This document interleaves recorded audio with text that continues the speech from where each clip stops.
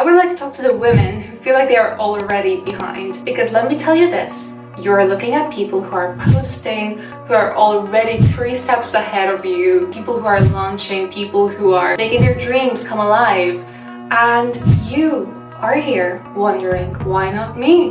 What's wrong with me? What did I do wrong? What is missing? And that is your insecurity speaking. And your insecurity is not truth. Because let me tell you, you are not behind. You're just in your Esther season.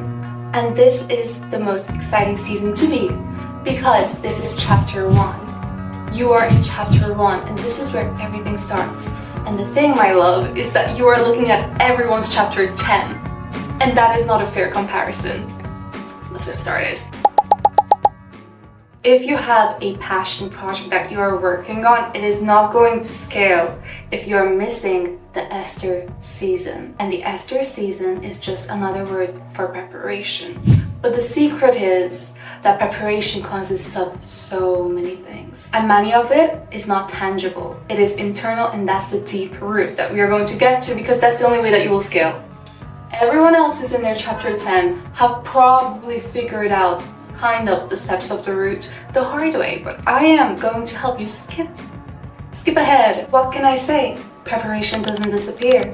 It scales. Hi, I'm your host Lara, who went from constantly searching for answers to a God encounter. And ever since then, I have experienced more milestones in my mental, spiritual health than I ever could have imagined. And I want to share them with you, because you're going to be that woman who went through her Esther season and scaled because she never skipped the core season of every good story. So let's set the scene. We have Esther, this girl, and if you have heard of her before, you know that she ends up before a king. Not just anyway, she is highly favored. This ordinary girl, she becomes queen, and it's all because she had her Esther season, which is another word for preparation. If she had skipped this season, she would have never saved an entire people group. She would have never had the boldness, the courage without the Esther season. What is the Esther season?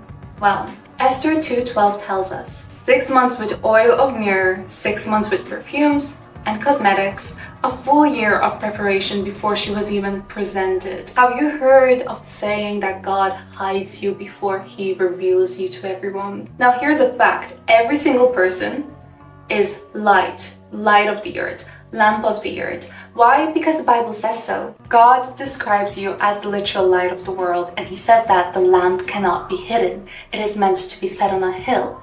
You cannot be hidden. It is meant to be set on a hill. But why did he hide Esther then at the beginning? Let's look at David. David also had an Esther season, if that's what we want to call it. Tell me why God anoints David to be king, but David is still in the field looking after the sheep. He started off being hidden and preparing. That was his preparation. He was stewarding the little before the big thing, before an entire kingdom. He was stewarding sheep. Another reason why you are frustrated with your situation and not being able to progress is because you feel like you have the option to move forward, but somehow you cannot. But the very truth is that, yes, Esther had no choice. She was in this palace, in this castle, and she had to stick to the 12 months of preparation that people prepared for her. So it really looks like she had no choice but to wait. But then we look at someone like David, who was a shepherd boy, not restricted to castle rules or anything like that. He was out in the open, out in the wild, he could do whatever, but still, he was hidden. Still, he was forced to prepare. So what this shows us is that your preparation season is meant to be. You cannot step on the 5th step of a ladder if you have not taken the first one. And that is exactly what we are doing here. It is the root work. The preparation is the root work. So be gracious with yourself, be patient with yourself, because it will pay off. So instead of fighting God and fighting time and fighting yourself for not being able to overcome your time management skills and the things that you feel like weaknesses to you, the things that feel like are hindering your progress, instead face it and be like, okay, fine. I will surrender to this. I will let go, and I will accept that the preparation season is very important, way bigger than the part where I actually see the results of this. So David was out in the open. He was not restricted to castle rules, but still, God made sure that he did not escape the preparation season. And that is just God honoring you. He's doing the same thing he did to King David, and we all know he adores David. Like, he adores David. Like, God loves David so much. So what is the worst thing right now that you can do in this moment? Rush. Because when you are rushing, you are not focusing on the thing that is a part of the preparation season. If you are rushing, you are looking at everything that has nothing to do with the thing that will actually scale you in the future, to make you do that business, to make you write that song, to make you achieve that passion project that you so long for. If you are finding yourself to be the woman who I am describing, the woman who is stressed, panicking because she is comparing herself to all these entrepreneurs and successful people, let me tell you that all God is asking you to do is to let go and to trust Him and to stop trying to take control of things, because panicking is a sign that you are lacking trust. I recently heard someone ask, why are you treating God like He is the enemy? And then your reply may be, I don't know what you're talking about. I love God, I pray to God, but then God has a question for you. And the question is, then why are you stressed? Why are you panicking?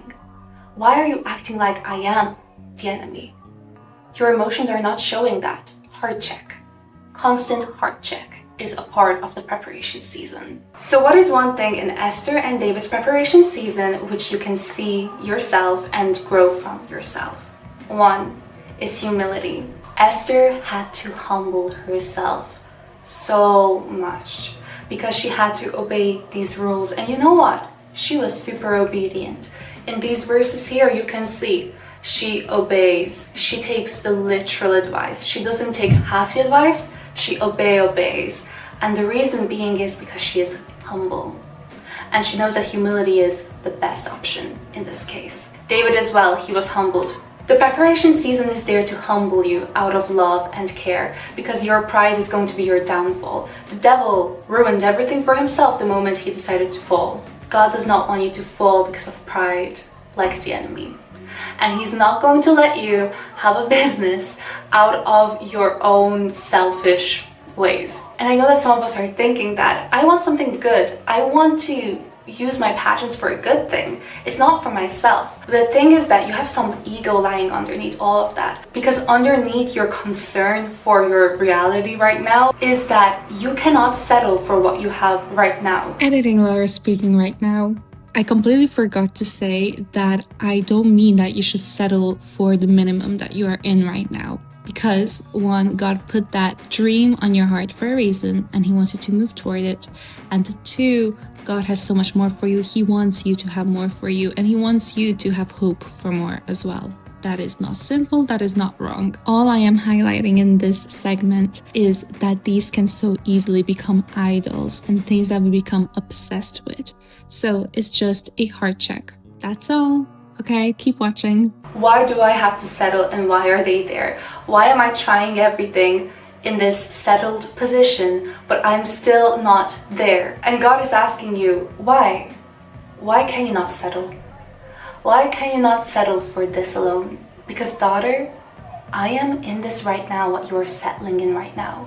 Why can you not settle for this? I am in it. I will be there in the big thing as well, but I'm here right now. Why can you not settle for this? That was such a convicting moment for me, because I went through this exact emotional roller coaster and thought process. And I was convicted so hard when I felt God say, you are prideful. You are prideful because you cannot settle for what I gave you. You cannot settle for the test that you are going through right now. You cannot settle for something that seems small to you, but I'm actually in. You cannot settle for yesterday's answered prayers. You are looking for today's prayer to be answered. Esther was humbled. David was humbled. Because David was not this big guy with muscles like the other men around him. Everyone looked down on him. He was just called shepherd boy. And there he was anointed, but he was still called a shepherd boy. That was his identity for who knows how long. But David still had faith. And David still stewarded the little things. He was humbled the entire time. He stewarded what he had right there and then. He did not argue with why this reality currently. We have social media now. It is so easy to compare yourself. You can look at anyone's lifestyle. That is kind of unhealthy. Short story. David eventually became king. He just had to go through his Esther season. And you know what? You will get to your success story, but please don't rush to skip the Esther season that you are in right now, because this is only chapter 1. And chapter 1 is the most exciting story because that is always a chapter which makes everyone excited for the rest of the book. This is a good part, and it is a really hard part, because what is a good story without a challenge? What is a good story without a villain to overcome? Without an obstacle? How boring would it be? God is the hero of your story, so trust in him. Now, there are so many layers to the preparation season, to the Esther season, and to the root of success in passion projects, businesses, whatever you are looking for. But the thing is that it is so much that I am just going to unveil them video by video because it's a lot. And I am honestly really looking forward to seeing you in the next chapter of Laura, where we will look at the next step of this preparation season so that you can completely scale in your business, passion projects, whatever it may be. And to be honest, I am kind of working on something that makes life a lot easier and helps you actually navigate through the preparation season into this business. So if you don't want to miss that, just download the free biblical affirmations down below so that I can reach out to you in the future and let you know about that and have you join the club, because it's going to be something that you don't want to miss out on. This is the God way of succeeding in your business, in your marketing, and the God way is the only way. So if you don't want to miss out on all the things that you need in order to scale with Jesus in your passion projects and get to that success level to which this Esther preparation season takes you to, subscribe. Till then, bye!